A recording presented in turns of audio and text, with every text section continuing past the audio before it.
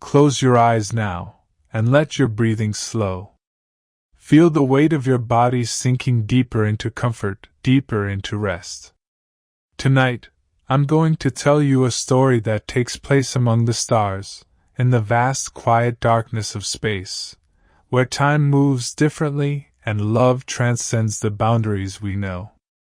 This is the story of two souls who found each other across impossible distances. And though their story is tinged with sadness, it is also filled with a beauty that will carry you gently into sleep. Let yourself drift now, as we drift together into the cosmic dark, into the space between stars where our story begins. Feel yourself floating, weightless, safe, as we journey far from Earth, far from everything familiar, into the deep silence of the universe.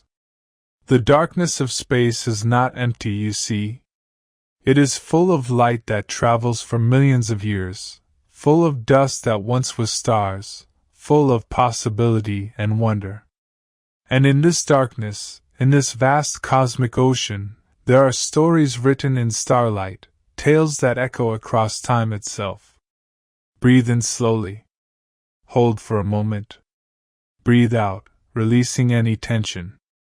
And as you breathe, imagine yourself drifting among the stars, becoming part of this story, part of this gentle tragedy that unfolds in the quietest corners of the universe. Our story takes place in a time far from now, in an age when humanity has spread across the solar system like seeds carried on cosmic winds. Space stations orbit distant moons. Ships travel between planets in long, slow journeys measured in years. And everywhere, in the darkness, there are people seeking connection, seeking meaning, seeking love in the vast emptiness. The universe is so large, you see. So incomprehensibly large. The distances between stars are measured in light years. The distance light itself travels in an entire year, moving at a speed almost too fast to imagine. And yet light is patient. Light travels through the void, year after year, carrying messages from distant suns, from galaxies that existed long before Earth was born. Let your mind expand now, gently, easily, as we think about these distances. There's no need to understand them fully. Just let yourself feel small and safe, cradled by the immensity of space, held by the gentle darkness that surrounds all things. In this darkness, in this quiet vastness, our story begins. The Discovery Part 1, Aria among the stars. Her name was Aria, and she lived among the stars. Not metaphorically, but literally. Aria's home was a research station that orbited Neptune, that distant blue giant at the edge of our solar system. From her window, she could see the planet's deep azure surface, swirled with storms that raged for centuries, storms large enough to swallow Earth whole. But to Aria, this was normal. This was home. Breathe slowly as we visit Aria in her quiet station. Feel yourself settling deeper into rest as we explore her world. The station was called Meridian, and it was small, just a cluster of modules connected by narrow corridors, spinning slowly to create the gentle illusion of gravity. Inside, everything was quiet. The hum of life support systems, the soft beep of monitoring equipment, the occasional creak of metal expanding and contracting in the temperature shifts. These were the sounds of Aria's world, the lullaby that accompanied her days. Aria was a stellar cartographer, a mapper of stars. Her job was to catalog and document the light from distant galaxies, to measure and record the spectra of stars so far away that their light had been traveling through space since before human beings existed. She worked with radio telescopes and optical arrays, with instruments that could detect whispers of radiation from the edge of the observable universe. It was lonely work, but Aria didn't mind. She had chosen this life, chosen the isolation, the silence. There was something peaceful about being so far from everything, about spending her days in the company of starlight and data, about sleeping to the gentle sound of Neptune's storms transmitted through the station's audio monitors. Let yourself sink deeper now, as Aria sinks into her routine. Feel the peace of her solitude, the calm of her distant home. Each day followed the same gentle pattern. Aria would wake to the soft chime of her alarm, would stretch in her small sleeping compartment, would dress in her station uniform, soft, comfortable fabric in shades of deep blue. She would make tea in the small galley, watching the water boil in the low gravity, watching the steam curl and drift in patterns that seemed to dance. Then she would go to her workstation, would sit in the observation dome where screens and instruments surrounded her like a cocoon of light and data. And she would work, quietly, methodically, her fingers moving across keyboards and touch screens, her eyes scanning readouts and charts, her mind processing the information that flowed from the telescopes constantly, endlessly. The stars she studied were so far away. Some of them didn't even exist anymore. By the time their light reached her instruments, the stars themselves had already died, had collapsed or exploded or simply faded away. She was looking at ghosts, at echoes of things that once were. But the light was real. The data was real. And in cataloging these ancient messages, Aria felt connected to something larger than herself. Time passed slowly on Meridian Station. Days blended together. Weeks became months. The isolation was profound but not oppressive. Aria had learned to find companionship in her work, in the patterns of the stars, in the slow rotation of Neptune below. She ate her meals alone, usually while reviewing data. She exercised in the small fitness module, running on a treadmill that faced a screen showing Earth, a reminder of home, though she hadn't been back in 3 years. She read books in the evening, old novels downloaded from Earth, stories of people and places that seemed almost fantastical from her distant perspective. And at night she would float in her sleeping compartment, the gentle spin of the station creating just enough gravity to keep her from drifting, but not enough to feel truly grounded. She would look out her small window at the stars, at the impossible distance between things, and she would think about connection, about loneliness, about the strange human need for companionship even in the vast empty dark. Breathe with me now. In slowly out slowly. Feel yourself drifting like Aria, suspended between stars, held in the gentle embrace of darkness. It was on a Tuesday, though days of the week meant little out here, that Aria discovered the signal. She had been scanning a region of space between galaxies, looking at the cosmic microwave background radiation, the ancient light left over from the birth of the universe. It was routine work, the kind that let her mind wander while her hands and eyes continued their practiced movements. And then, suddenly, there it was. A pattern in the noise. A structure in the chaos. At first, she thought it was a malfunction, some error in her equipment. Radio interference from the station's systems, perhaps, or a glitch in the data processing. She ran diagnostics, checked her instruments, recalibrated her receivers. But the signal persisted. It was faint, incredibly faint, but it was there. A pattern. A repetition. Something that could not be natural, could not be random. Aria's heart began to beat faster. She leaned forward in her chair, her tea forgotten, her routine shattered by this unexpected discovery. She isolated the signal, amplified it, ran it through analysis algorithms. And the more she looked, the more certain she became. This was not natural. This was not random. This was a message. But from whom? And from where? The signal seemed to come from everywhere and nowhere. It didn't originate from any specific point in space. Instead, it seemed to exist in the background itself, woven into the fabric of space-time like a watermark on reality. Aria worked through the night, tracking the signal, analyzing its structure. She forgot to eat. She forgot to sleep. She was consumed by this mystery, this impossible discovery. And slowly, as the hours passed and her analysis deepened, she began to realize something extraordinary. The signal wasn't traveling through space at all. It was traveling through time. The Discovery Part 2, Kael Across Time. Let yourself relax even deeper now, as our story expands, as the mystery unfolds. There's no need to follow every detail. Just let the words wash over you like gentle waves, carrying you towards sleep.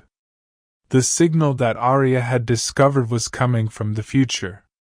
Or rather, from a different dimension of time, a parallel temporal stream that existed alongside her own but separated by an interval she couldn't quite measure or understand. It took her days to accept this conclusion. It seemed impossible. But the mathematics didn't lie. The physics, strange as they were, supported what her instruments were telling her. Somewhere, someone, in a version of time that ran adjacent to her own, someone was broadcasting a signal. And that someone was trying to communicate. Aria named him Kael, though she wouldn't learn his real name for weeks. She began responding to the signal, carefully crafting her own transmissions, sending them out into the temporal void. She didn't know if he would receive them. She didn't know if communication was even possible. But she had to try. The station became even quieter than before. Aria stopped her regular work, filed automated reports to maintain appearances, but devoted all her real energy to this strange conversation with someone who might not exist, who might be nothing more than a ghost in the machine. And then, one evening, as Neptune's storms raged silently below and the stars wheeled overhead in their eternal dance, she received a response. It came through not as radio waves, but as a modulation in her quantum entanglement communicator, a device used for secure communications across the solar system. Somehow, the signal had found a way to bridge not just time but also the quantum foam that underlay reality. The message was simple. I hear you. Aria sat very still, reading those 3 words over and over. Her hands were shaking. Tears formed in her eyes, floating away in the low gravity like small diamonds. She was not alone. Breathe deeply now, feeling the emotion of this moment, the profound relief of connection after so much isolation. Let that feeling of peace wash through you as you sink deeper towards sleep. Over the following weeks, Aria and Kael learned to communicate more clearly. The temporal barrier between them acted like interference, making their exchanges slow and difficult. A message might take hours to transmit fully. Responses came delayed, not by distance but by the strange physics of their separation. Kael, she learned, was also alone.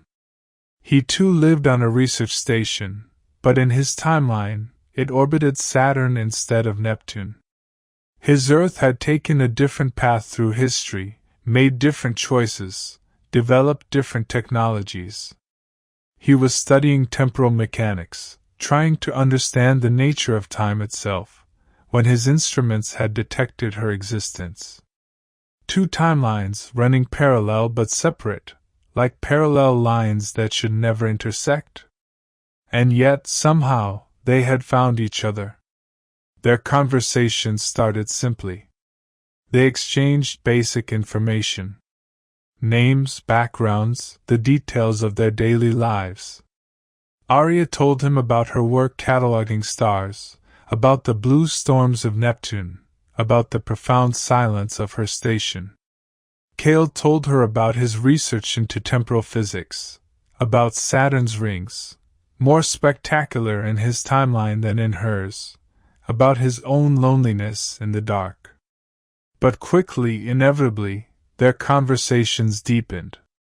They talked about philosophy, about the nature of existence, about what it meant to be conscious and alone in an infinite universe. They shared their fears, their dreams, their regrets. Aria told him about Earth, about the family she'd left behind, about a lover who couldn't understand why she needed to go so far away, who couldn't comprehend her need for the stars. Kael told her about his childhood on Mars, about parents who'd died in a habitat failure, about his decision to spend his life in the pursuit of understanding rather than in the comfort of human connection. They were alike, these two. Both had chosen isolation. Both had wrapped themselves in the cold embrace of space. Both had thought they preferred solitude to the messy complications of human relationships.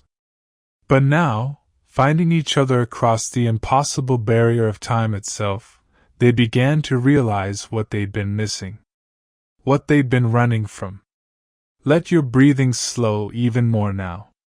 Feel yourself drifting, like a ship between stars, like a message traveling through time. There's no need to hold on to anything. Just drift. The nature of their connection was strange and beautiful. They could not see each other. No images could cross the temporal barrier. They could not touch, could not share physical space. All they had were words, data, the mathematical expressions of their thoughts and feelings translated into signals that could somehow bridge the gap between their timelines. And yet, it was enough. It was more than enough. Aria found herself thinking about Kael constantly. She would wake and immediately go to her communicator, hoping for a new message. She would compose long letters to him while eating her meals, saving them to send during their scheduled communication windows.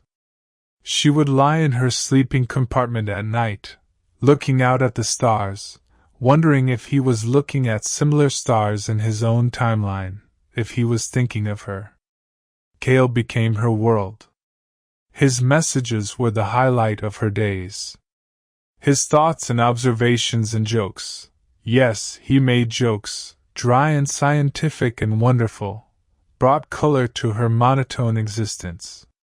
She realized, slowly, inevitably, that she was falling in love with him. It seemed absurd. How could you love someone you'd never met, never seen, never touched? Someone who existed in a different timeline, a different version of reality? Someone who might as well be a character in a story, a voice in a dream? But love, Aria discovered, didn't care about such practicalities. Love existed in the spaces between things, in the words they shared, in the understanding that grew between them, in the way her heart would lift when a new message arrived, in the way she felt less alone in the universe. And Kael, she came to understand, felt the same way. The connection deepens, love across dimensions. Rest deeper now, as we explore the growing bond between Aria and Kael. Let their story carry you gently forward, into the soft darkness of sleep. I dreamed about you last night, Kael's message said one morning. The words appeared on Aria's screen after a transmission delay that had lasted through her sleep cycle. She read them slowly, feeling her breath catch. I know it's impossible. The message continued. I don't know what you look like. I've never heard your voice except as data. But in my dream I saw you. You were standing at an observation window, looking out at stars, and there was this expression on your face, peace mixed with longing. And I wanted to stand beside you. I wanted to see what you were seeing. Aria sat in the silence of her station, reading his words over and over. Outside her own observation window, Neptune turned slowly, its blue surface mottled with storms. The planet had been there for billions of years. It would be there for billions more. And she, small and temporary, sat between its ancient presence and the even more ancient stars, reading a message from someone who shouldn't exist. She wrote back slowly, carefully choosing each word. I dream about you too. In my dreams you're real. We're in the same time, the same space. We're walking together through a station corridor, and you're telling me about temporal physics, and I'm pretending to understand, and we're both laughing. It's such a simple dream. Such an impossible dream. She paused, her fingers hovering over the keyboard. Then she added, I think I'm falling in love with you. I don't know how that's possible. But I think it's true. She sent the message before she could second-guess herself, watched the data stream out through the quantum communicator, traveling somehow across the barrier between their timelines. Then she waited, her heart beating fast, wondering if she'd said too much, revealed too much. The response came hours later, after she'd forced herself to eat and exercise and pretend everything was normal. I know it's possible, Kael wrote, because I'm falling in love with you too. Let yourself feel the warmth of this moment, the gentle joy of mutual recognition. Let it fill you as you sink deeper into rest. Their relationship, if that's what it could be called, developed in the slow rhythms of their delayed communication. Each message was precious, carefully composed, deeply considered. There was no small talk, no casual exchanges. Every word mattered because every word took so much effort to transmit. They told each other stories about their lives. Aria described growing up in a coastal city on Earth, the smell of salt water, the sound of waves, the feeling of sand between her toes. Kael told her about Mars and his timeline, the red dust storms, the domed cities, the strange beauty of a sky that was always butterscotch and pink. They shared their favorite books, their musical preferences, their philosophies of life. They debated science and art and the meaning of existence.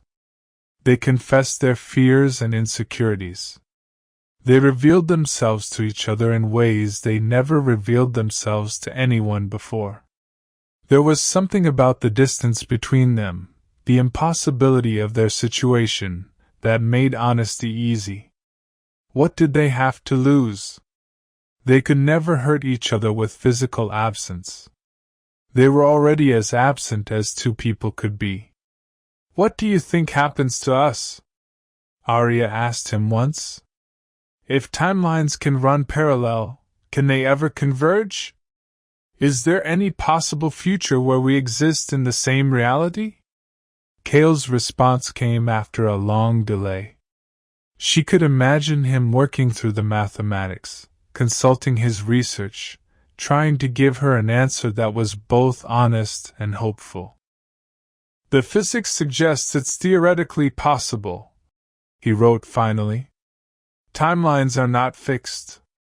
They're more like probability waves, existing in superposition until something causes them to collapse into a specific state. If the right conditions existed, if the right quantum events aligned, two timelines could merge. Or at least touch, briefly, at a single point in space-time.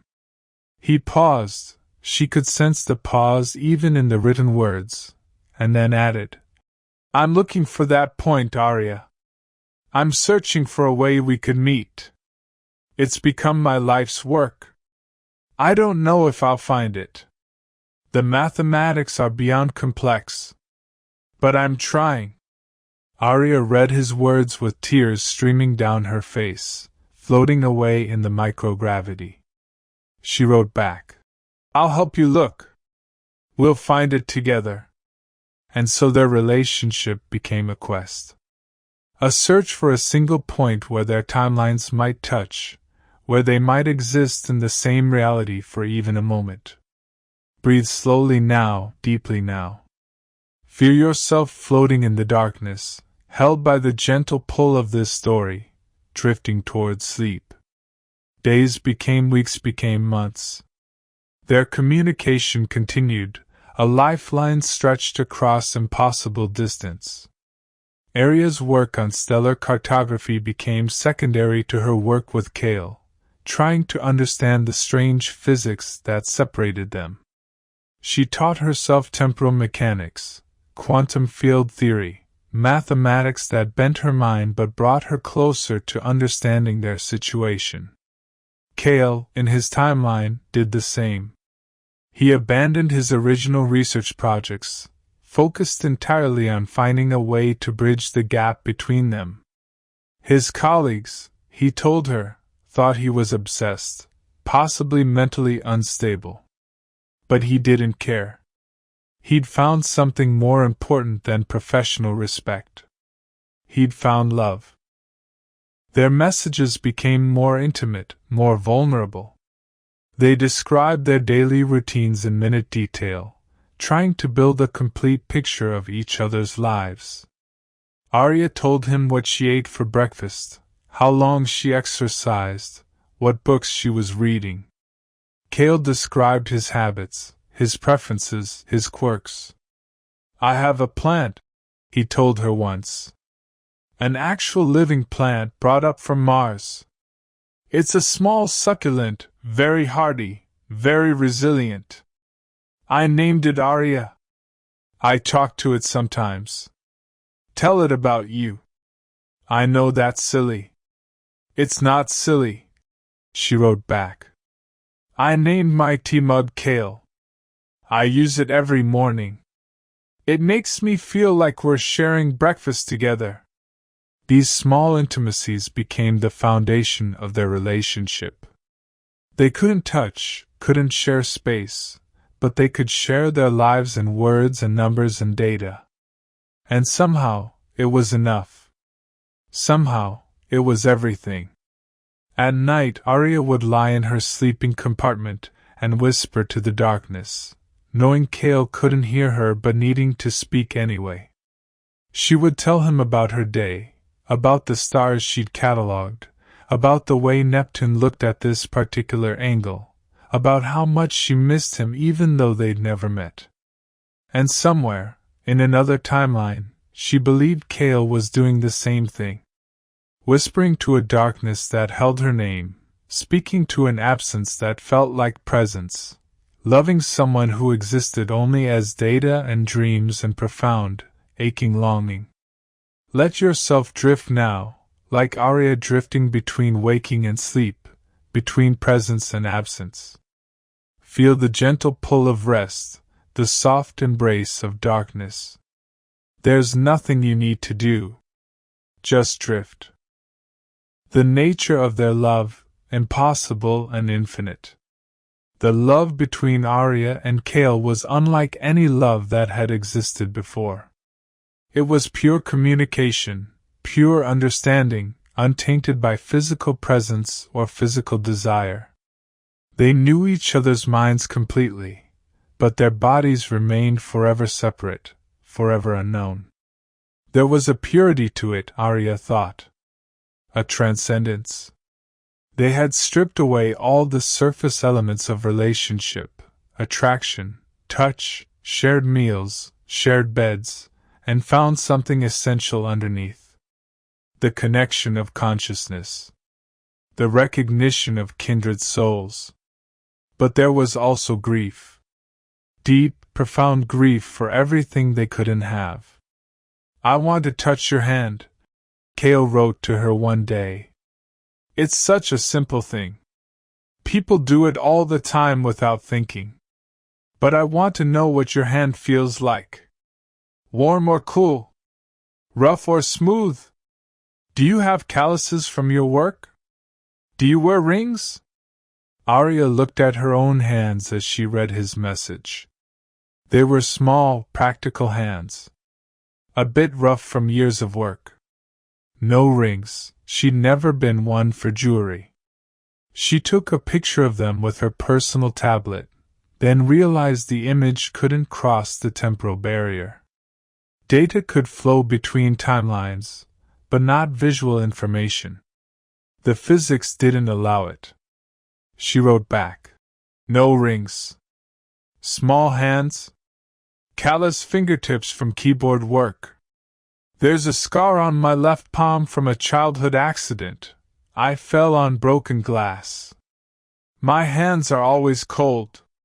They've been cold since I came out here to Neptune. I think the station's heating systems don't quite work properly, or maybe it's just the psychological effect of knowing how cold it is outside. She paused, then added, I want to touch you too. Not just your hand. I want to know all of you. I want to rest my head on your shoulder. I want to hear your actual voice, not just your words on a screen. I want to exist in the same moment as you. The response came hours later. We do exist in the same moment. Just in different timelines. Different versions of the same moment. Doesn't that count for something? It counts for everything. Aria wrote back. And it counts for nothing. Both things are true. Let yourself relax into the bittersweetness of their situation, the beauty and the sadness intertwined. Feel how love can exist even in impossible circumstances, even across barriers that should not be crossed. They developed rituals, ways of creating shared experiences despite their separation. They would choose a book and read it simultaneously, then discuss it in their messages. They would observe the same astronomical phenomena, a planetary alignment, a distant supernova, the background radiation of space itself, and share their observations. Once, they decided to watch a sunset together. Aria couldn't see the sun from Neptune, not really, it was just a bright star in the sky, too distant to create a proper sunset. But Kael, orbiting Saturn, could see it sinking below the planet's rings, filtered through atmospheric particles, creating colors that he described in careful, loving detail. Gold and amber, he wrote. Shades of rose and copper. The rings catch the light and scatter it, creating these bands of color that pulse and shift. I wish you could see it. I'm recording the spectral data. Maybe you can reconstruct it from that.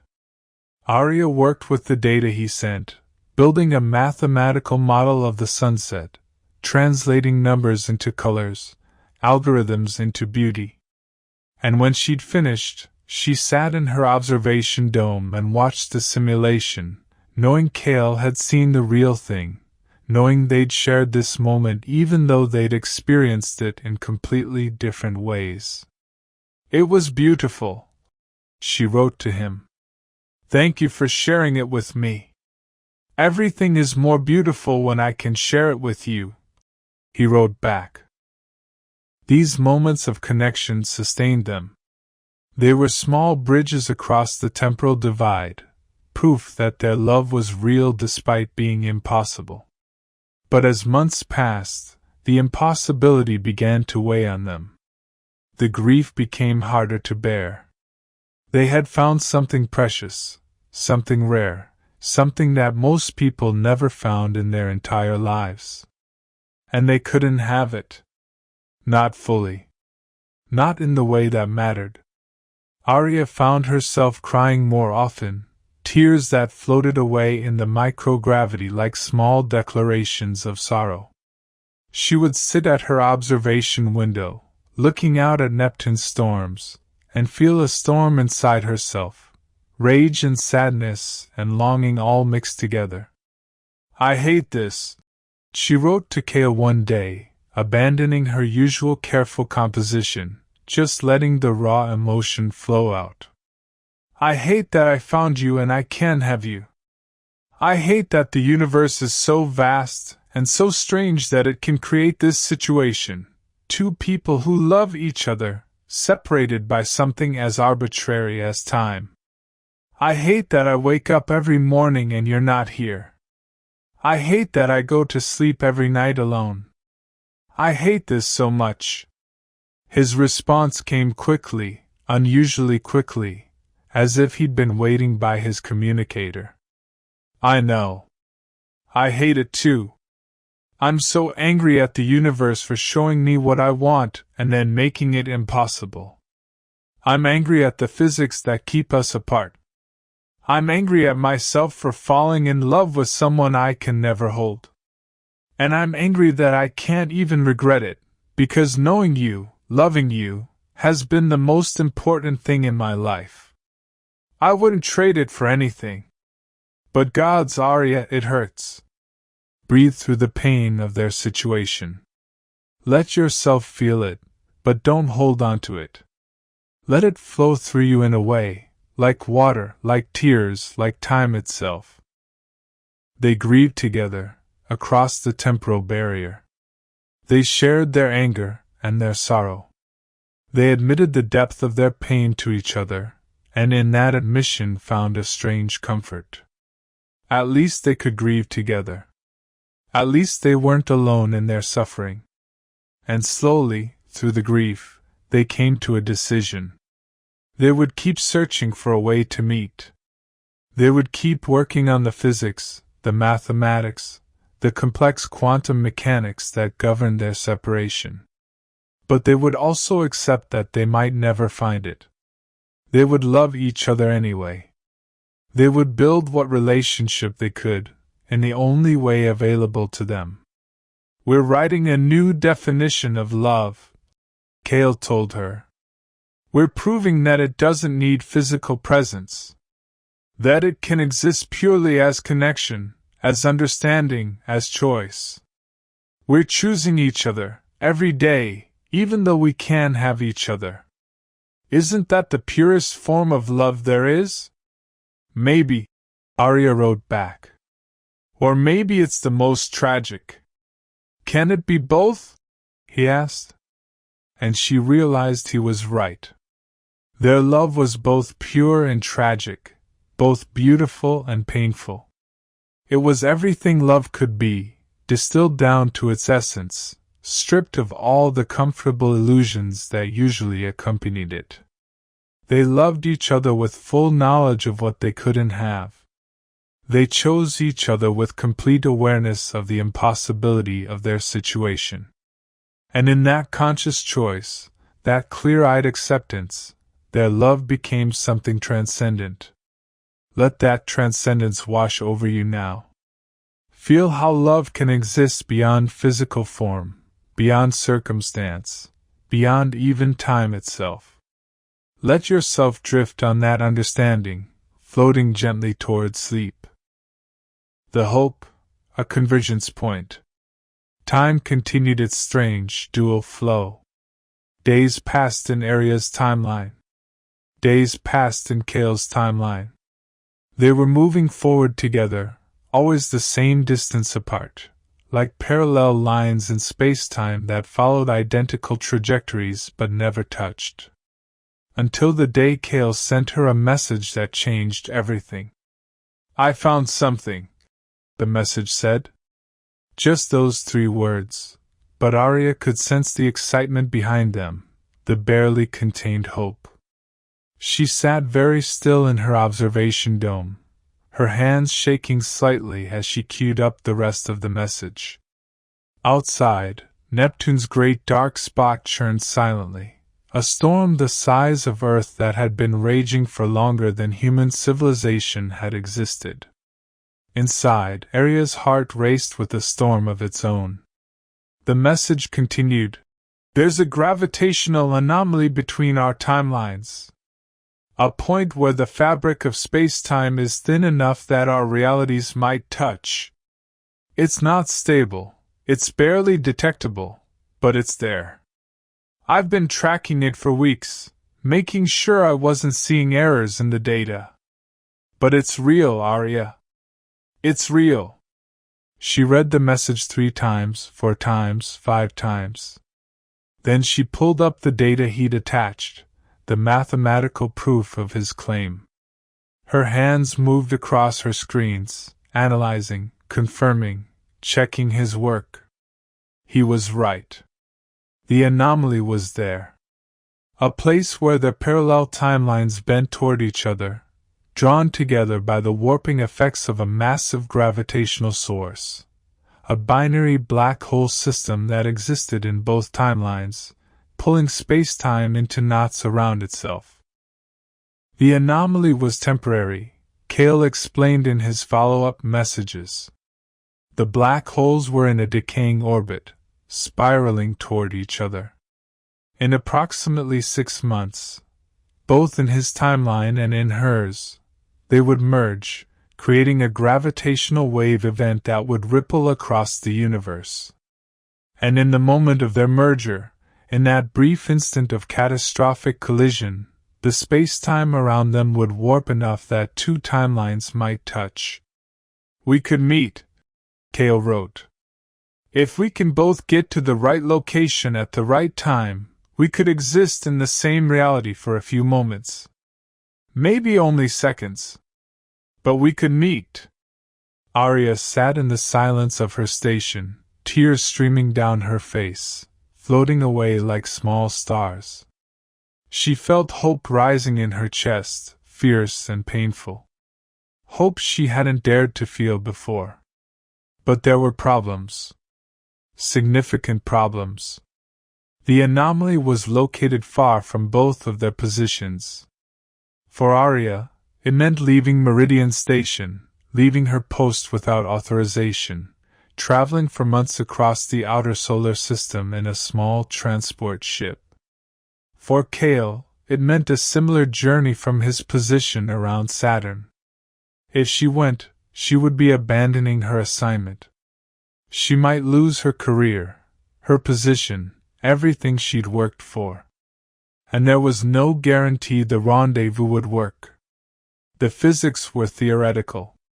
They might travel all that way and find nothing, might arrive at the convergence point, and remain just as separate as they'd always been. Let yourself feel the weight of her decision, the risk and the hope balanced on a knife's edge. Breathe slowly as we explore what choice she makes. Aria didn't hesitate. Not really. There was a moment of consideration, a brief calculation of risks and consequences. But in her heart, she'd already decided. She traveled to Neptune, to the edge of the solar system, in search of something she couldn't name. Now she knew what it was. She'd been searching for him. For Kael. For this impossible love that had found her across time itself. I'll be there, she wrote back. Tell me the coordinates. Tell me when. I'll be there. His response came hours later, and she could feel the relief and joy in his words. I'll be there too. No matter what it takes. No matter the cost. I'll be there. And so they began to plan. Carefully, meticulously, working through every detail of their impossible rendezvous. They calculated trajectories, fuel requirements, timing windows. They shared data constantly, refining their calculations, making sure they understood exactly where and when they needed to be.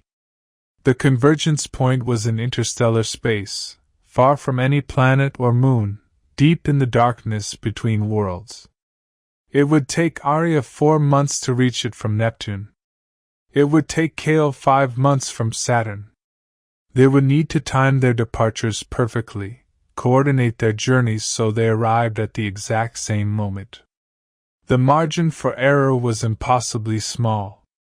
If either of them was off by even a few hours, they would miss each other. The anomaly would exist for less than a minute, the brief moment when the black holes merged and space-time warped enough for timelines to touch. After that, the opportunity would be gone forever. "We can do this," Kael wrote to her. "We've done impossible things before. We found each other across timelines. We built a relationship across temporal barriers. We can do this." "We can," Aria agreed. And she believed it. She had to believe it. They set their departure dates. Aria filed false reports with her supervisors, creating a cover story about extended equipment maintenance that would require radio silence. She knew the deception would be discovered eventually, but by then, it wouldn't matter. She would have met Kael, or she would have failed and would accept whatever consequences came. Kael did the same in his timeline, carefully arranging his affairs so his absence wouldn't be noticed until it was too late to stop him. And then, on the appointed day, Aria left Meridian Station for the last time. She packed light. A small ship didn't have room for much anyway. Enough food and water for the journey. Her personal effects, the few things that mattered to her. Her tablet with all of Kael's messages saved, backed up, treasured. And a small notebook where she'd written things by hand, the old-fashioned way, things she wanted to tell him when they finally met face to face. As she sealed the hatch of her transport ship and initiated the undocking sequence, she looked back at the station that had been her home for 3 years. Meridian hung in the darkness, its lights small and steady against the vast blue bulk of Neptune. She felt a pang of something, not quite regret, but acknowledgement. She was leaving behind the life she'd known. Whatever happened next, she would never return to this quiet existence among the stars. The transport ship pulled away from the station, its thrusters firing in short, controlled bursts. Neptune fell away behind her, shrinking from a world to a disk to a point of light. And ahead, somewhere in the darkness, lay the convergence point where she would meet her impossible love. Breathe deeply now. Feel the anticipation, the hope, the fear. Let yourself drift with Aria as she journeys through the dark, toward an uncertain future. The journey, crossing the dark. The journey was long. Longer than Aria had anticipated, despite her careful calculations. Time moved strangely in the small transport ship, simultaneously too fast and too slow.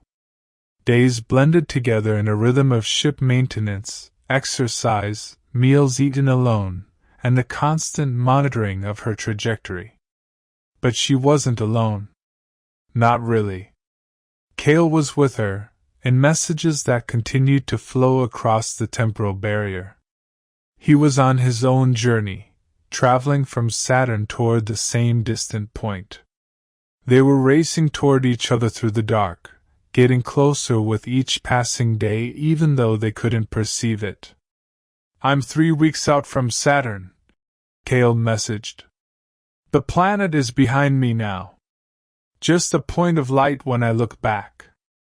I've never been this far from everything. It's strange. Lonely but also peaceful. I think I understand now why you chose Neptune. There's something about the distance that clarifies things."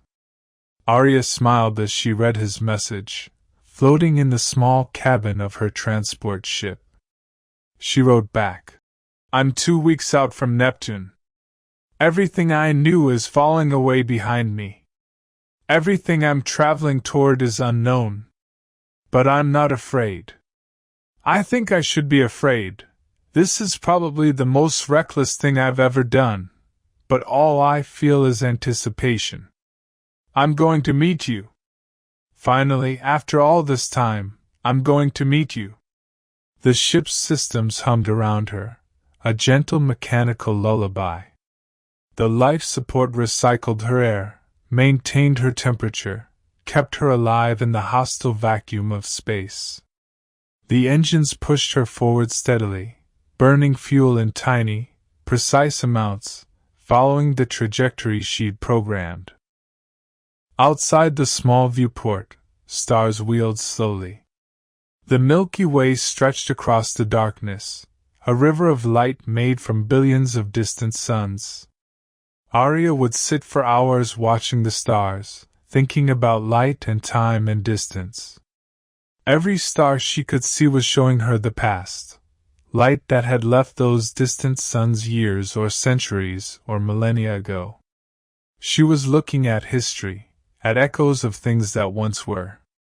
Just like Kael was an echo of something from another timeline. A voice reaching across the impossible gap between realities. Let yourself drift with Aria now, through the peaceful darkness of space. Feel the gentle motion of her ship, the steady rhythm of her journey. Let it carry you deeper into rest. Weeks passed. The ship moved through the dark, never changing course, never deviating from its path. Aria fell into a routine. She would wake, check her systems, exercise on the small treadmill built into the cabin wall. She would eat breakfast while reviewing her trajectory data, making tiny adjustments to account for gravitational influences and solar wind. Then she would read Kael's messages. There was always at least one new message waiting, sometimes more. And she would write back, long letters describing her journey, her thoughts, her dreams. They had been communicating for over a year now. They knew each other better than most people knew their lifelong partners. And yet they'd never met. Soon, she thought. Soon that would change. I saw something strange today, Kael wrote to her in the third month of her journey. A comet, I think, or maybe just a rock tumbling through space. It passed close enough to my ship that I could see it clearly. Dark and irregular, covered in ice that sparkled when it caught the distant sunlight. It was beautiful in an austere way. Made me think about all the things that exist in the universe unseen. All the rocks and ice balls and dust clouds that drift through space for billions of years without anyone ever knowing they existed. We're so focused on the big things, stars, planets, galaxies, that we forget about the small wanderers. Aria thought about his message for a long time before responding. Maybe that's what we are, she wrote.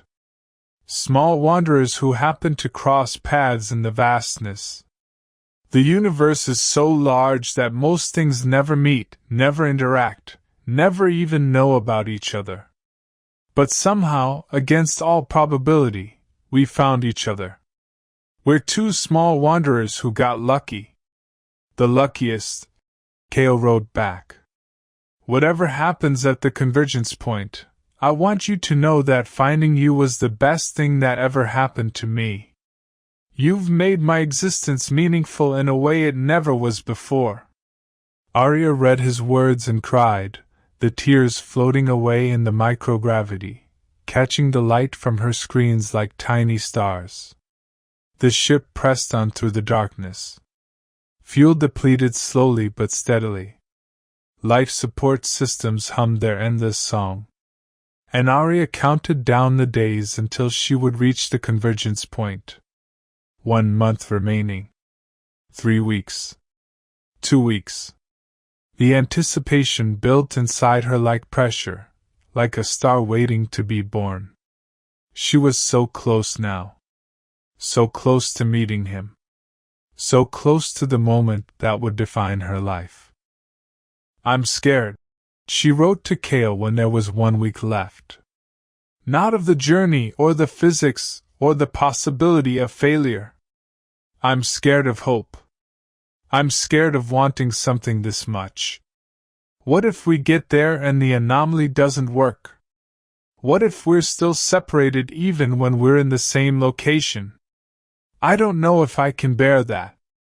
His response came quickly, as if he'd been thinking the same thoughts. I'm scared too.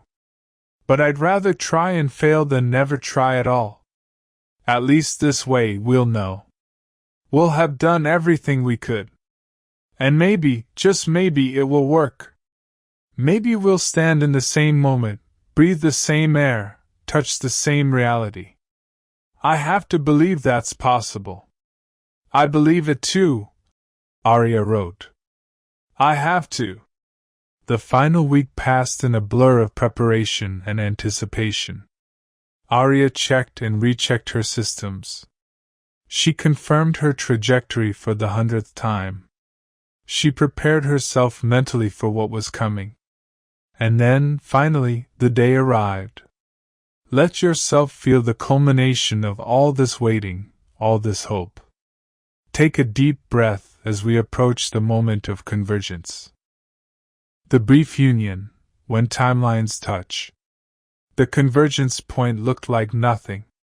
Just empty space, no different from any other region of the interstellar void.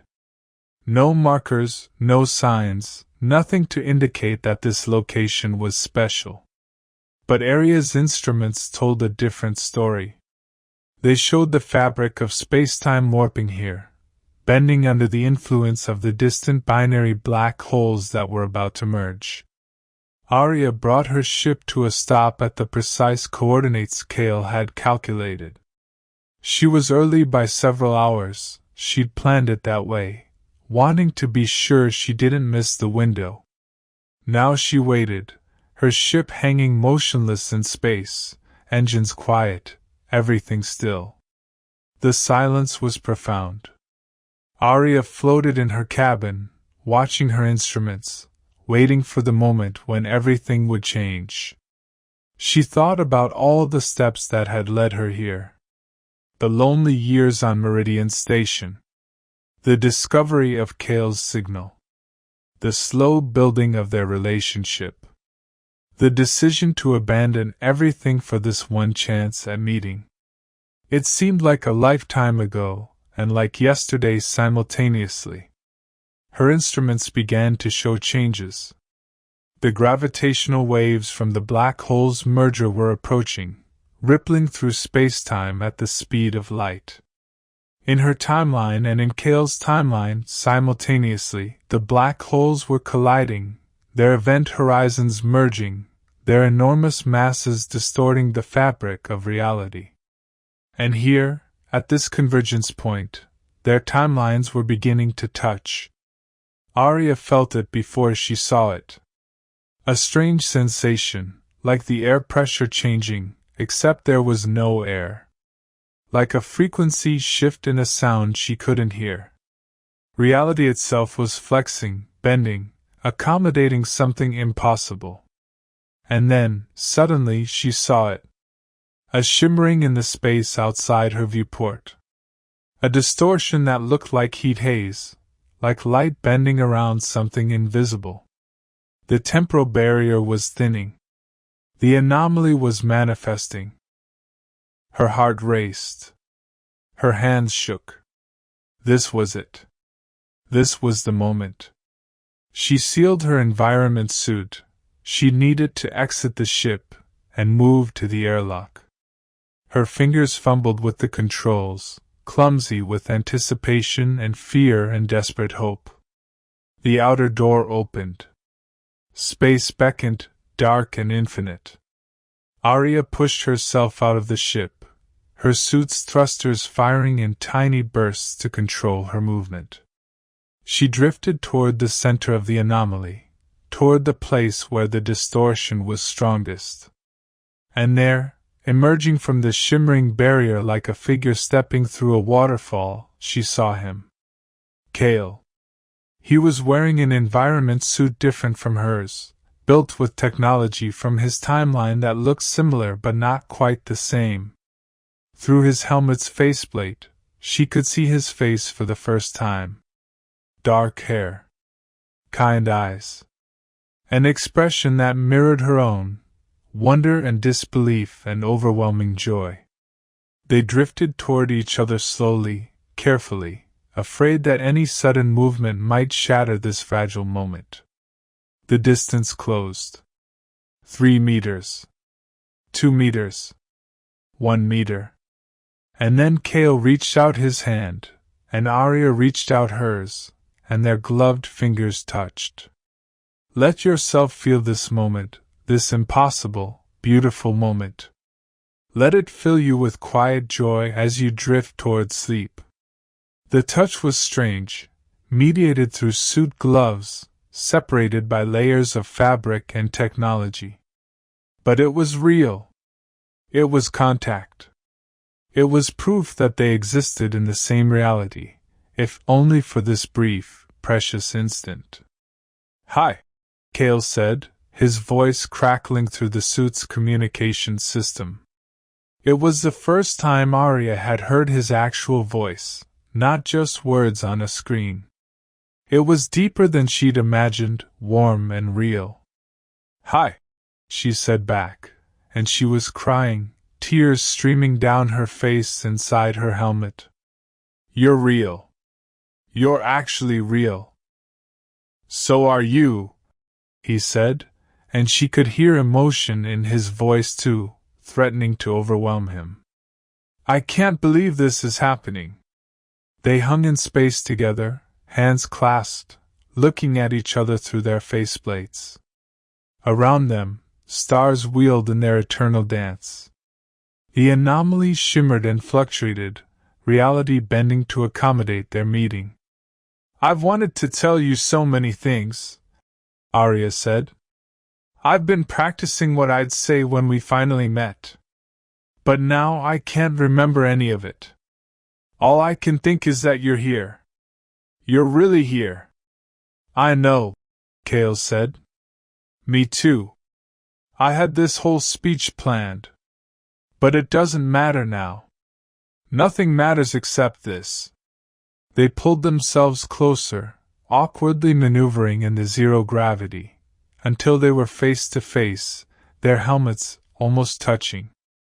Through the curved faceplate, Aria could see the details of his face. The lines around his eyes. The shape of his mouth. The way he was looking at her with such intensity, as if he was trying to memorize every detail. "I love you," she said. Simple words, inadequate words, but they were all she had. "I love you too," he said. "I've loved you for so long. Since your first response to my signal. Maybe even before that. Maybe I was searching for you before I even knew you existed." Time was running out. Aria could feel it, could sense the anomaly beginning to destabilize. The gravitational waves were passing. The black holes had merged. The brief window of convergence was closing. "I don't want this to end," she said, desperation creeping into her voice. "Neither do I," Kael said. "But it has to. We knew it would." "Stay with me," Aria said, knowing it was impossible, asking anyway. "Find a way to stay. Your timeline, my timeline, maybe if you're here, in this location, when the anomaly closes, maybe you'll remain in my reality." Kael was silent for a moment. She could see him considering it, wanting it, almost deciding to try. But then he shook his head, and Aria felt her heart break.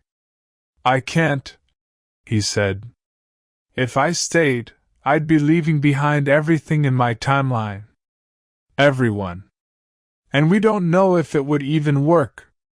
I might just cease to exist, erased from both timelines. And I can't do that to you. I can't make you live with the possibility that you killed me by keeping me here."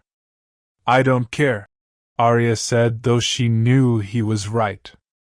"I don't care about anything except being with you." "I care," Kael said gently. "I care about you too much to risk it. This moment, right here, right now, This is enough. It has to be enough. The anomaly was fluctuating more violently now. The shimmer was becoming a strobe, reality flickering between stable and unstable. They had seconds, not minutes. "Kiss me," Aria said. "Please. Before this ends." But they couldn't. Their helmets were in the way, and without the suits, they would die instantly in the vacuum of space. They couldn't touch skin to skin. They couldn't press their lips together. They couldn't have even this one last intimacy. Instead, they pressed their helmets together, as close as they could get, looking into each other's eyes. And in that moment, Aria felt more connection, more intimacy, than she'd ever felt with anyone she'd actually kissed. "I'll never forget you," Kael said. "I'll never forget you either," Aria replied. And then the anomaly collapsed. Reality snapped back into place like a rubber band released. The shimmer vanished. And Kael vanished with it, pulled back into his own timeline, separated from her once again by the impossible barrier of time. Aria floated alone in the darkness, her hands still extended where his had been moments before. Empty space surrounded her. Empty, cold, infinite space. She had met him. She had touched him. She had looked into his eyes and heard his voice and existed in the same moment with him. And now he was gone. Let the sadness of this moment wash through you gently, softly. Feel it but don't hold it. Let it flow away like tears, like time, like all things that cannot be kept. The separation returned to solitude. Aria remained motionless in space for a long time, floating in the spot where Kael had been. She couldn't bring herself to move, couldn't accept that the moment was over. Part of her kept hoping the anomaly would reappear, that he would step back through the barrier, that they would have just a few more seconds together. But space remained empty. The stars continued their slow wheel. The universe went on, indifferent to her grief. Finally, when her suit's oxygen reserves began to run low, she returned to her ship. The journey back through the airlock felt mechanical, disconnected. She was moving through the motions of survival without really caring whether she survived. Inside the cabin, she removed her helmet and let herself cry properly. Great, wrenching sobs that echoed in the small space. She cried for what she'd had and lost. She cried for the impossibility of their situation. She cried for the cruelty of a universe that would let them find each other only to tear them apart again.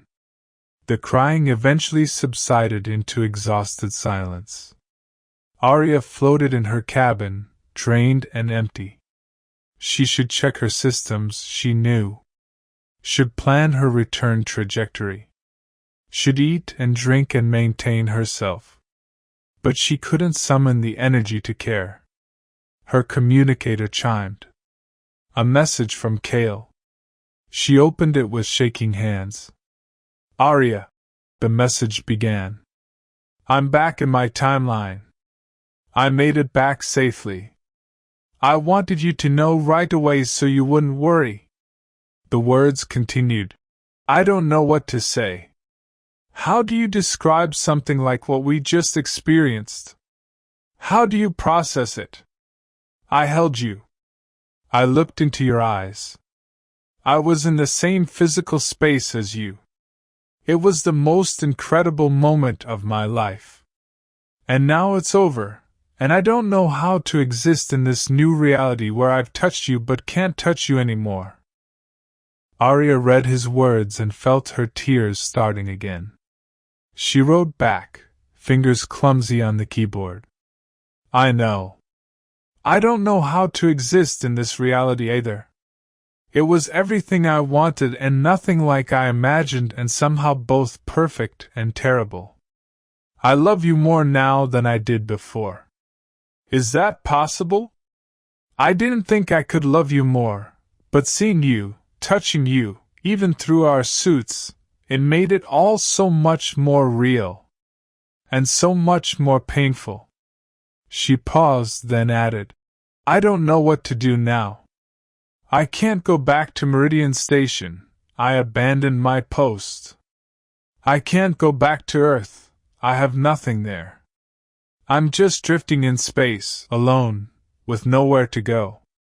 His response came hours later. You're not alone. You have me. We're separated by time, but we're still connected. We're always connected. And as for where to go, we'll figure that out together. We always do. But this time, his reassurance felt hollow.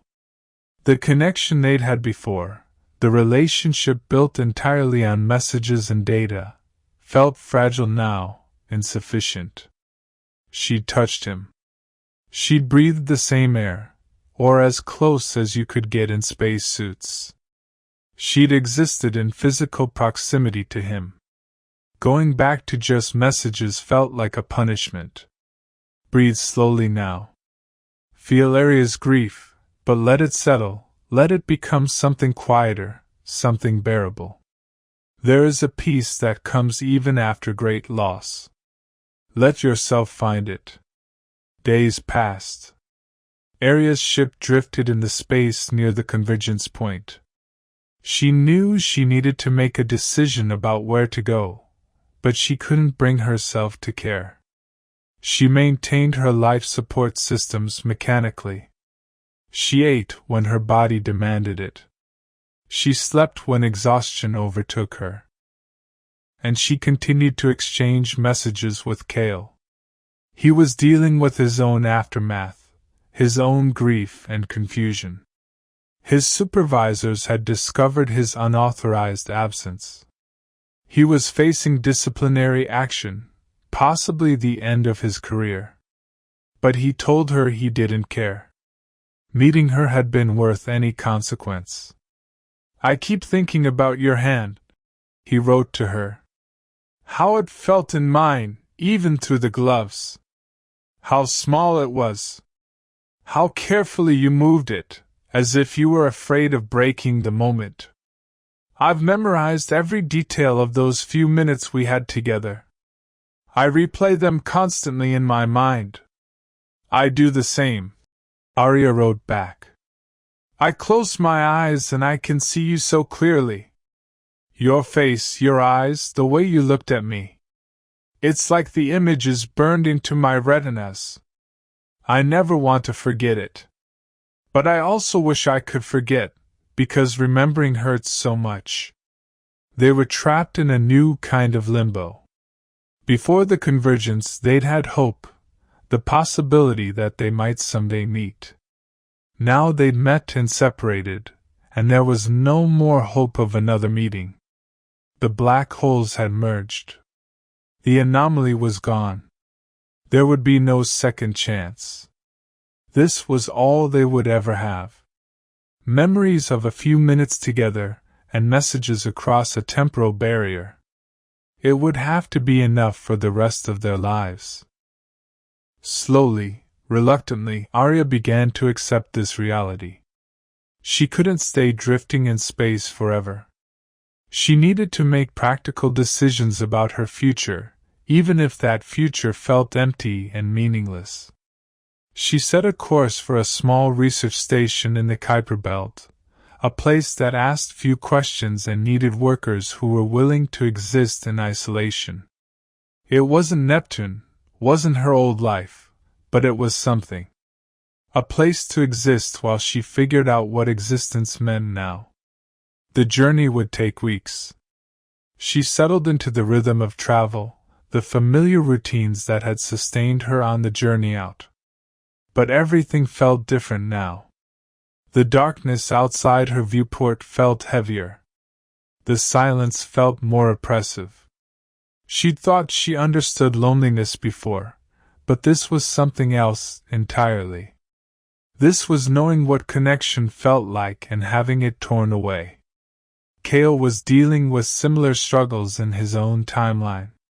He'd accepted reassignment to a remote facility, a place where his previous transgression would be forgiven in exchange for work no one else wanted to do. He described his new life to Aria in messages: the monotony, the isolation, the slow passage of time.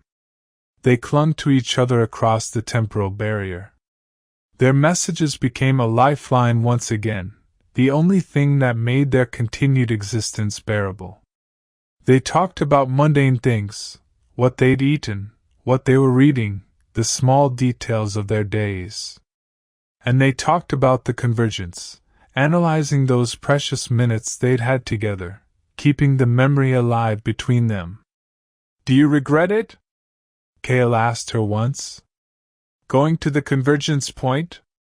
If you'd known it would only be a few minutes, that we'd be separated again, would you still have gone?" Aria thought about the question for a long time before answering. "Yes," she finally wrote. "Even knowing how much it would hurt afterward, I would still go. Those few minutes with you were worth everything. They proved that what we have is real, that it exists in physical reality, and not just in data and words. No one can take that away from us now. We met. We touched. We loved each other in the same moment. That's more than most people get in their entire lives." "You're right," Kael wrote back. "I would choose it again too.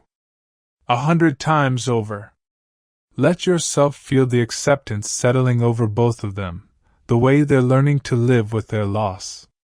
This is how grief works. It doesn't disappear, but it changes, becomes something you can carry. The aftermath, learning to continue. Time, which had seemed so strange and fluid during their relationship, began to move in a more linear fashion again. Days became weeks. Weeks became months. Aria arrived at her new station in the Kuiper Belt and began her new work. Kael settled into his remote assignment. They both learned to exist in their separate realities, carrying the weight of what they'd lost. But something had changed in their relationship. The messages between them were still frequent, still intimate, but they carried a different quality now. There was less hope in them, less forward-looking anticipation. They'd had their moment together. Now they were processing the aftermath, learning to build a life that made sense in the wake of impossible love. Aria's new station was cold and functional, orbiting a distant chunk of ice at the edge of the solar system. Her work involved analyzing the composition of Kuiper Belt objects, mapping the scattered remnants of the solar system's formation. It was interesting enough, in an abstract way. But her heart wasn't in it. Her heart was somewhere else. Someone else. With Kael, who existed in a parallel timeline she could never reach again. She fell into new routines. Wake, work, eat, sleep. Exercise to maintain muscle in the low gravity. Read to keep her mind occupied. Message Kael whenever she had something to say, which was often. Their communication had become the center of her existence, the thing that gave her days meaning. "I miss you," she wrote to him one evening, after a particularly long shift analyzing ice samples. "I miss you in a way that's become part of me. Like missing an arm or a leg. I'm functional without you, but I'm not whole. I don't think I'll ever be whole again." His response came during her sleep cycle, waiting for her when she woke. "I know that feeling exactly. It's like there's a shape of you carved out of my life, and nothing else fits into that space.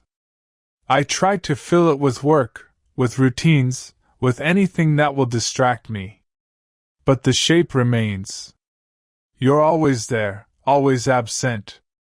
They talked about grief, about loss, about the strange liminal space they inhabited. Not quite together, not fully apart. Their love had become something abstract again, returned to the realm of words and data, but now weighted with the memory of physical presence. Sometimes Aria wondered if it had been a mistake to meet him. If she'd been better off before, when Kael was just a voice in the darkness, a friend and companion she'd never seen. Now she knew what she was missing. Knew the exact shape of his face, the sound of his actual voice, the feeling of his hand in hers even through layers of protective fabric. But she could never truly regret it. That meeting, brief as it was, had been the culmination of everything she'd worked for, everything she'd hoped for. It had been real in a way that nothing else in her life had ever been real. And the fact that it was over didn't diminish what it had meant. Let yourself understand this paradox, this simultaneous grief and gratitude. Let it teach you something about love, about loss, about the complexity of human emotion. Breathe deeply and let it settle into your understanding. Months continued their slow march forward. Aria became more integrated into the life of her new station. She made acquaintances, if not quite friends. She learned the rhythms of this new place, found her role in its small community. She was functional, capable, productive. From the outside, she probably seemed fine. But inside, she carried Kael with her constantly. Every beautiful sight made her wish he could see it. Every interesting thought made her want to share it with him.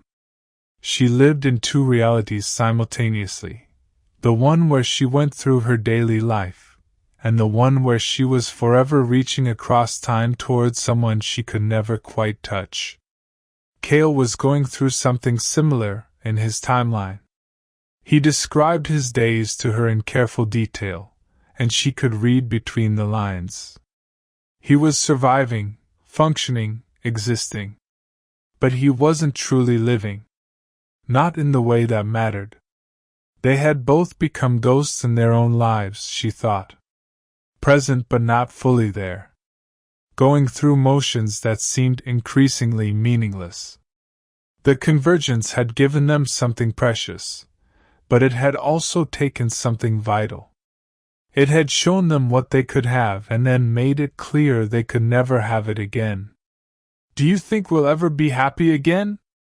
Aria asked him once, late at night when her loneliness felt particularly acute. His answer was honest, painfully honest. "I don't know. I think maybe happiness isn't the right goal anymore. Maybe we're aiming for something else now. Peace, maybe. Acceptance. The ability to exist with this loss without being destroyed by it. That's a depressing goal," Aria wrote back. "Yes," Kael agreed. "But it might be the only realistic one." And yet, despite the grief, despite the loss, their love persisted. It changed form, became something different than it had been before. Less hopeful, perhaps, but deeper. More rooted in reality. They loved each other with full knowledge of what they couldn't have, with complete acceptance of their situation. There was a maturity to it, a weight. They celebrated small victories. Days when the grief felt less overwhelming.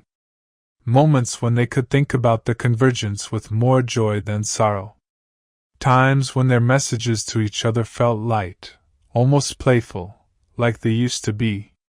And slowly, very slowly, they began to rebuild something resembling life. Not the life they wanted. Not the life they would have chosen. But a life nonetheless. One that incorporated their loss, made room for it, acknowledged it without being consumed by it. Aria found herself taking interest in her work again. The ice samples she analyzed told stories about the early solar system, about the processes that had formed the planets and moons and everything else. There was beauty in that, in understanding how things came to be. She started writing reports with care, making observations that weren't strictly required but that satisfied her scientific curiosity. She even made a friend, another researcher on the station, someone who seemed to understand that Aria carried something heavy without prying into what it was. They would share meals occasionally, talk about their work, exist in companionable silence. It wasn't the connection she had with Kael, could never be that, but it was something. A small tether to humanity. Kael, too, found ways to engage with his life more fully. He threw himself into his research, made discoveries that excited him, published papers that garnered attention in his timeline. He didn't talk about his unauthorized journey or his discipline anymore. He'd accepted those consequences and moved on. His work became his anchor, the thing that kept him grounded. And through it all, they continued to write to each other. Every day, multiple times a day, maintaining their connection across the temporal barrier. It was the constant in both their lives, the thing that never changed even as everything else did. Their messages became a kind of chronicle, a record of two lives being lived in parallel. They shared their small victories and their setbacks. They discussed their work, their thoughts, their dreams. They reminded each other that they were not alone, even in their isolation. "I think we're surviving," Aria wrote to him one day, surprised by the realization. "I didn't think we would, after the convergence. I thought the grief might destroy us. But we're still here. Still functioning. Still finding reasons to continue. We're more than surviving," Kael wrote back. "We're living. Not the way we want to be living, but living nonetheless. And that's something. That's enough." Maybe it was enough. Maybe this was what love looked like when stripped of all illusions, all false hopes. This steady, persistent connection. This choice to remain present for each other even when presence was impossible. This refusal to let time and space and physics have the final word. Feel the quiet strength of their endurance. Let it settle into your bones as you settle deeper into sleep. This is the resilience of love, its ability to persist even in impossible circumstances. The legacy, what they leave behind. Years passed. Not many, just a handful, but enough to create distance from the convergence, enough to allow perspective on what had happened between them. Aria was 37 now, though she sometimes felt much older. She'd been at the Kuiper Belt Station for 4 years, had become one of its senior researchers. She'd published extensively on the composition of distant objects, had made a name for herself in her field. Her career had recovered from her unauthorized journey, had even benefited from it in strange ways. Her colleagues saw her as someone who'd taken risks, who'd valued something beyond protocol and procedure. If they only knew what she'd risked it all for. Kael was 39 in his timeline, had risen to a position of some authority in his own facility. His work on temporal mechanics had progressed, though he no longer searched for ways to bridge timelines. That door had closed. Now he studied time itself, trying to understand its fundamental nature, documenting the mathematics of its flow. Their communication had evolved over the years. The desperate intensity of the early days had mellowed into something more sustainable. They still wrote to each other daily, but the messages were calmer now, less weighted with grief. They'd learned to carry their loss more lightly, to live with it rather than being crushed by it. And they'd begun to think about legacy, about what their strange love story meant in the larger context of the universe. "We should write it down," Kael suggested one day. "Our story. What happened between us. Not for us, we lived it, but for others. For whoever might come after us. To prove that love can exist across impossible barriers. That it can transcend time itself." Aria considered his suggestion. It felt strange to think of their private pain, their private joy, as something to be shared. But he was right. Their story was unique. It demonstrated something about the nature of consciousness, of connection, of what it meant to be human even in the vast emptiness of space. "How would we do it?" she asked. "We can't collaborate directly. We can't write a single narrative that exists in both timelines. We each write our version," Kael replied. "We document everything from our own perspective. The discovery, the communication, the convergence, the aftermath. We make it as complete as possible. And then we leave it somewhere it will be found. Encoded in our research data, maybe. Or broadcast as a signal, the way I first reached out to you. Future generations might find it. They might understand what we learned." And so they began to write. Separately but together, each in their own timeline, each documenting the story of their impossible love. Aria wrote late at night, after her shifts ended, pouring years of emotion onto the page. Kael did the same in his reality, carefully recording every detail he could remember. They shared drafts with each other, comparing notes, filling in gaps in each other's recollections. The project took months, but it gave them something to work toward, a way to make meaning from their experience. "I want people to know," Aria wrote in her version, "that love is not limited by physical presence. That two souls can find each other across impossible distances, across time itself, and create something real. We met for only minutes, but those minutes defined our lives. We loved each other for years without ever touching, and that love was as valid as any love that ever existed." Kael's version echoed similar themes. "We proved something important," he wrote. "That consciousness can bridge gaps that seem unbridgeable. That the universe, for all its vastness and indifference, contains spaces where connection is possible. We found one of those spaces. We loved across a temporal barrier. And though we suffered for it, though we paid a price for our brief union, we would not change what happened. Love is always worth the cost." When their accounts were complete, they each embedded them in their research data, encoded in patterns that would be preserved long after they were gone. Aria hid her version in the spectral analyses of distant stars, woven into the data in a way that patient researchers might someday decode.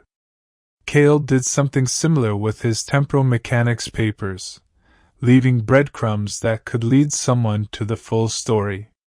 They also continued to broadcast to each other, knowing that their signals propagated across the temporal barrier, knowing that somewhere in the space between their timelines, traces of their communication existed. Future civilizations with the right technology might detect those signals, might piece together the story of two people who loved each other across time. It was a small form of immortality. A way of ensuring that what they'd experienced would not be forgotten, would not vanish when they eventually died. Let yourself feel the bittersweetness of this legacy, the way they're transforming private pain into something that might help others. This is how meaning is made from suffering, how love transcends individual lives. Beyond the written record, they realized their love had already left marks on the universe. The journey to the convergence point had altered both their lives irreversibly. The choices they'd made, the paths they'd taken, had created ripples that spread outward, affecting others in ways they couldn't fully trace. Aria's colleagues had been influenced by her willingness to take risks, to value something beyond career advancement.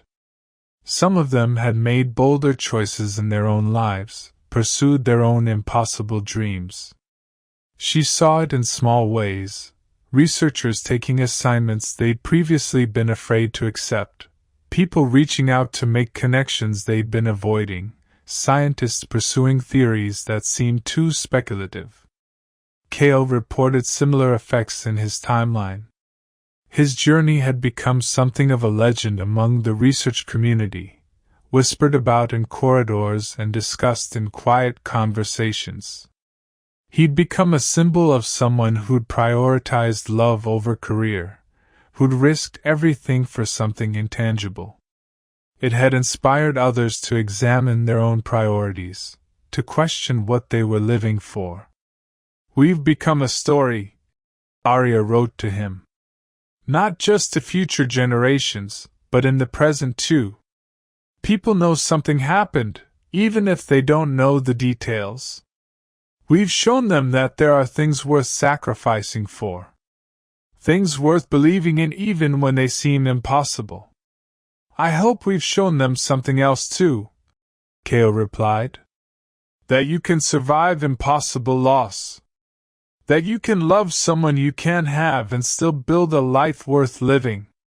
That grief doesn't have to destroy you. It can transform you instead." This was perhaps their greatest legacy, the model of endurance they provided. Two people who'd been given a glimpse of perfect connection and then had it torn away, who'd survived that loss and continued to love each other anyway. Who'd refused to let the impossibility of their situation define them completely. They thought about other lovers separated by distance, by circumstance, by barriers they couldn't control. Perhaps their story would give those people hope. Would show them that love didn't require proximity, didn't demand the conventional markers of relationship. That it could exist in messages and memories, in chosen commitment despite impossible odds. "We're pioneers," Kael wrote. "The first people to love across timelines." That probably sounds grandiose, but it's true.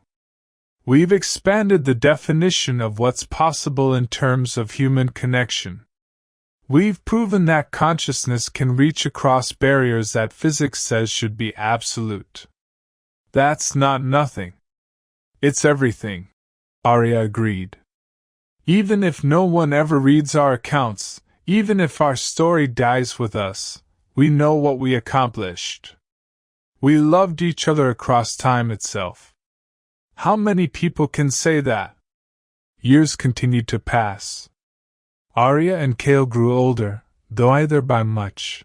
Time dilation effects and the slower pace of deep space aging meant they aged more slowly than people on Earth. But they aged nonetheless, accumulated experiences, watched the universe around them slowly change. They saw younger researchers come to their respective stations, full of energy and ambition. They mentored some of them, shared their knowledge about space and isolation and the importance of human connection even in the void. They didn't tell their full story, that remained private, sacred, but they influenced others through their approach to life, their quiet persistence, their obvious depth of feeling. And always, through everything, they maintained their connection. The daily messages, the shared observations, the continuing conversation that had now stretched across more than 5 years. Their relationship had become the longest, deepest relationship either of them had ever had. It had outlasted marriages, outlasted friendships, outlasted everything except their own persistence. "We've proven something else too," Aria wrote to Kael one evening, watching the distant stars through her observation window.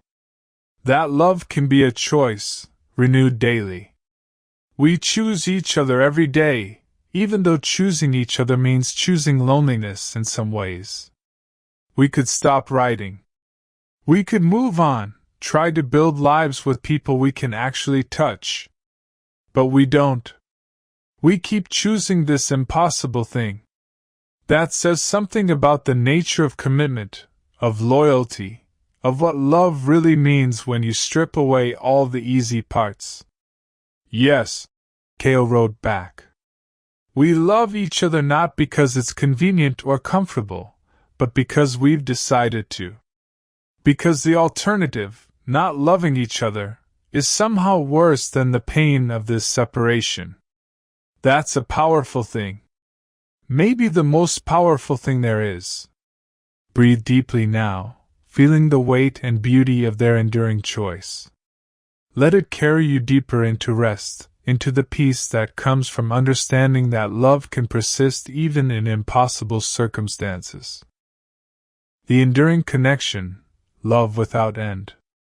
Time continued its strange dual march, passing in Aria's timeline and passing in Kael's timeline, the two streams flowing parallel but never converging again. They were both in their early 40s now, had been communicating for over 7 years, had been living with the aftermath of the convergence for more than 4. The grief had changed. It was no longer the sharp, immediate pain it had been in those first months after their meeting. Now it was something quieter, woven into the fabric of their daily existence. A constant awareness of absence, but not a crippling one. They'd learned to carry it, to make it part of their lives rather than fighting against it. And strangely, unexpectedly, they'd found a kind of happiness. Not the happiness they would have chosen, not the joy of physical presence and shared life, but a subtler satisfaction. The contentment of deep understanding, of being truly known by another person, of loving and being loved without conditions or complications. I realized something today, Aria wrote to Kael.